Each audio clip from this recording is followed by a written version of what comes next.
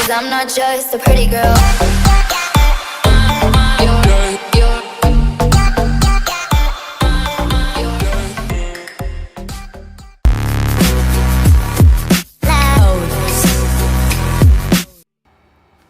Hi guys! Welcome to our channel. It's me, Rayrose. For today's video, I'll be sharing with you yung mga haul or PR packages na dumating sa akin. And also yung mga pinamili kong haul. So, if you want to see yung mga mini haul ko, just keep on watching.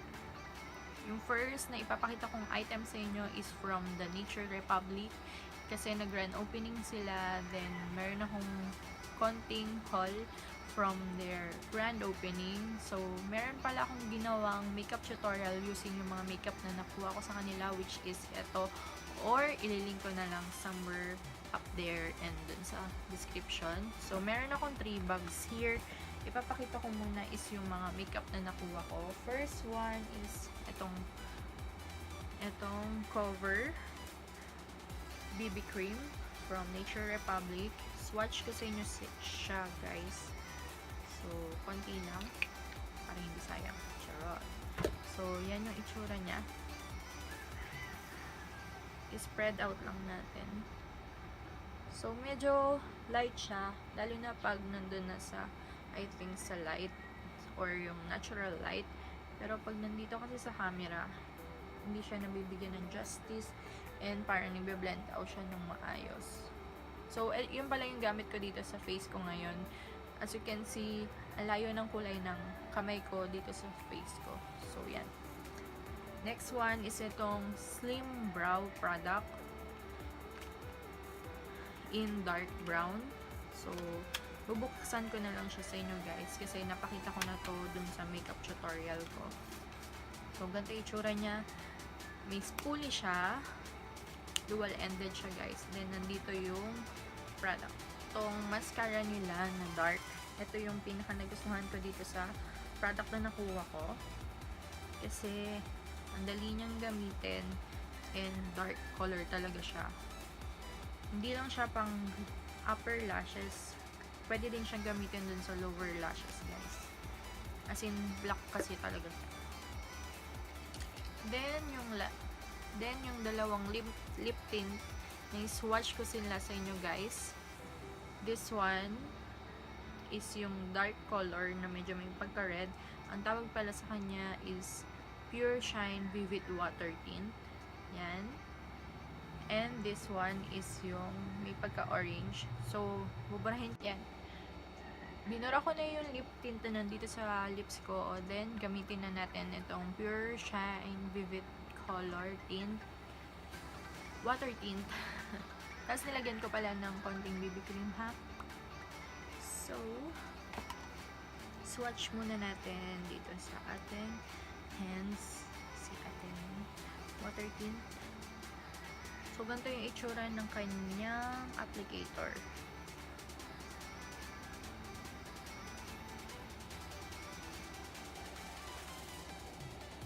So, yan, medyo may pagka-orange. Light color siya.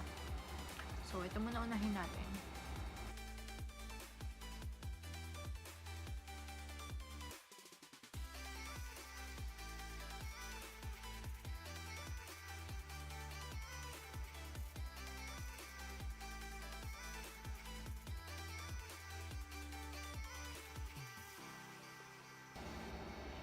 So, ito yung itsura niya sa ating lips.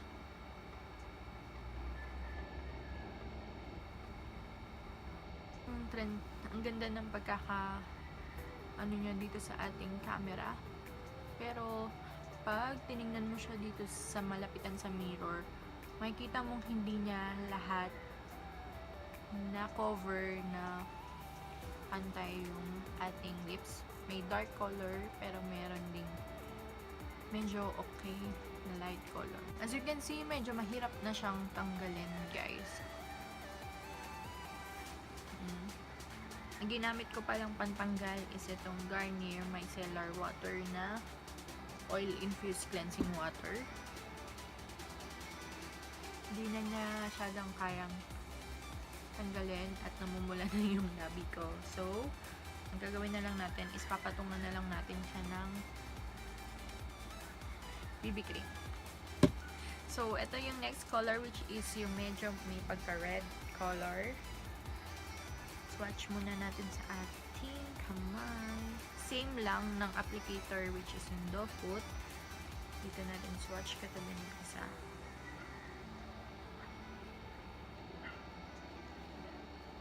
As you can see, medyo may pagka-reddish, pinkish yung tone niya.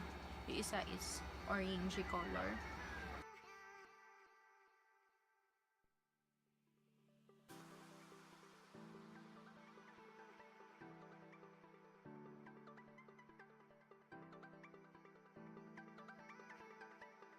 Pigmented para sa akin yung orange color kesa dito. Ito kasi medyo may pagka-light.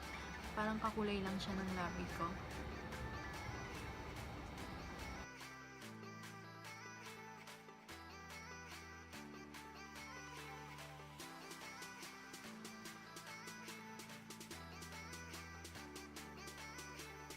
Pero I think once na mag-dry up na siya sa lips, dun palang lumalabas yung color.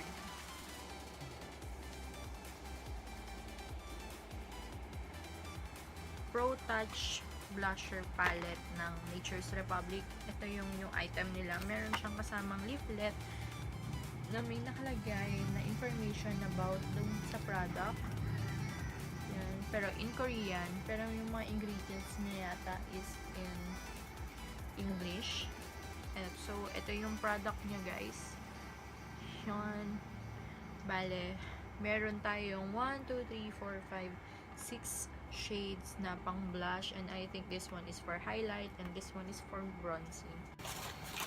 So next guys is yung nakuha ko is itong yung bestseller nila na soothing gel na aloe vera. I think ipapag-giveaway ko na lang to guys. Hindi pala, this one para yung mga ganito yung papag-giveaway natin, yung mga mist from Nature Republic. I got 2, 3 pala sila guys. 3 of that. And then, meron pala silang new packaging. Meron na silang tube nitong aloe vera gel and meron sila nitong tub na bestseller nila. So, i-compare na lang natin sila guys. Pero I think same lang naman. Ang nagkaiba na lang is yung packaging nila. So, yan. Then, meron silang pag-giveaway or yung binigay sa aming mga vloggers, which is itong gift set. Buksan natin. Ganito yung itsura niya. Ang nasa loob niya ay this one is yung nakalagay Snail Solution Trial Kit. So, let's open kung ano yung nasa loob. And ito yung itsura niya. Meron ng skin booster, Snail Solution Emulsion, then essence. So, may ipapag-giveaway ako. Sino sa inyo yung fans ng EXO? Meron akong ito, mini standees nila. So, tingnan nyo na lang sa FB Messenger. So, yun na yung lahat na nakuha natin sa Nature Republic. Thank you so much, Nature Republic, for having me on your grand opening. Then, let's move on to the next boxes or the PR packages. This, yung first box from Altea, Korea. Let's see. Ito yung nakuha ko dun sa birthday credit nila. First one is itong Booby Lip. Tapos, Booby Lip is a bubble type lip scrub. Oh, lip scrub siya. I-review ko na lang siya guys. It gives a solution to remove lip makeup, dirt, impurities, and dead skin without irritating the skin. So, para sa lips, lip scrub. Next one is itong Innisfree na Innisfree na ang ganda ng packaging. This one naman is Jewel Lip Glow. Buksan natin. And tingnan natin kung ano yung itsura niya. I think ito yung gloss. Pinkish na gloss siya. Na topper siya. Pwede siya pang topper sa mga lipsticks. Next one is itong Laneige Special Care Eye Sleeping Mask EX. Hindi ko alam kung ano ibig sabihin niya. Pero yun. Ito yung isa dun sa mga waterline nila. Water Sleeping Mask. So, ganito yung itsura niya. Nandito yung applicator, then ito yung product. Kasi kailangan ko yan. Kasi sa mata ko. Then, ang walang katapusan na aloe vera mist. Meron akong dalawa. So, papag-giveaway na lang natin siya, guys. Then, yung my favorite. Nabuksan ko na pala yung isa nito. Bale, tatlo yung kinuha ko nito. Yung contour cleanser ng Altea Korea. Yan. So, wala nang laman itong box na to. Yung first box, wala na. Finish na. Then, dito tayo sa second box, which is yung much smaller box. Ito naman is water bank. Hydro Essence from Laneige. I-review ko din sila, pero i-search mo muna kung pwede sila sa pregnant. So, ganito yung itsura niya. Ito yung Hydro Essence ng Laneige. Maganda yung packaging niya. Itong Petal Velvet Sunway nila na sunblock. Favorite ko din siya under yung makeup. Then, lastly, is itong Midnight Blue Youth Activating Drop from Claire's. So, buksan natin. Pero dito lang sa baba. So, ganito yung itsura niya.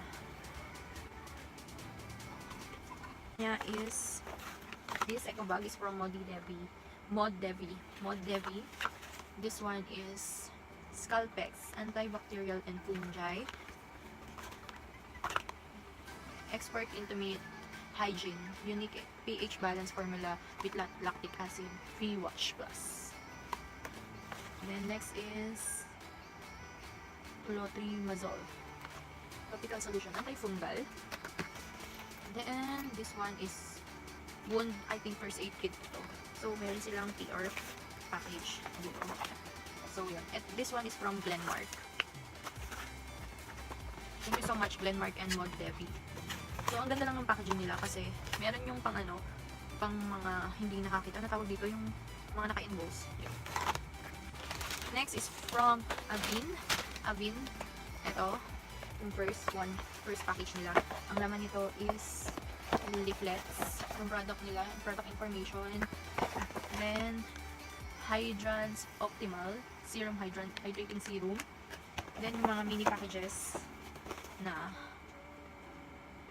light hydrating cream. Yan. Then yung mga small packages like this. Also, kung hindi nyo pa nababasa yung parang intro ko about this product, basahin nyo na guys. Pero meron din pala silang sunblock na binigay sa akin na ginagamit ng mami ko. Then this one is facial leaf. Ito yung isang set nila na pang fight ng anti-aging. Kung hindi nyo pa alam kung ano yung kailangan natin, lalo na kung meron kayo mga wrinkles, eye bags, dark circles dito sa face natin, magandang gamitin ninyo itong facial lift.